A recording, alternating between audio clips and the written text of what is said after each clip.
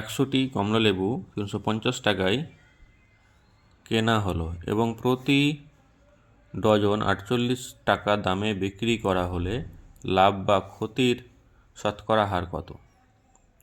তো 100টি কমলালেবু কিনছে 350 টাকায়, তাহলে একটি কমলালেবুর দাম কত?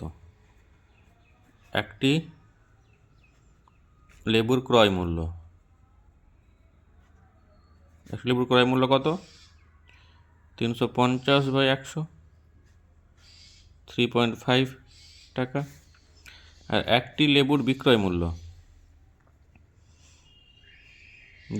কত? 48 লেবু বিক্রি করছে, ওই 1 ডজন বিক্রি করছে 48 টাকায়, 1 ডজন বলতে 12টি, তাহলে 48 টাকায় বিক্রি করছে 12টি, তাহলে 4 টাকা। তাহলে লাভ কত হচ্ছে? লাভ হলো কত? 50 পয়সা বা 0.50 টাকা। তাহলে শতকরা লাভ বের করতে হবে। তাহলে শতকরা লাভ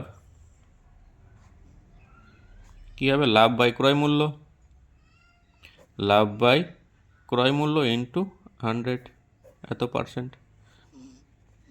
এটাকে আমরা কাটাকাটি করলে পেয়ে যাব 100/7%। এখান থেকে হয়ে যাবে 14.2/7%।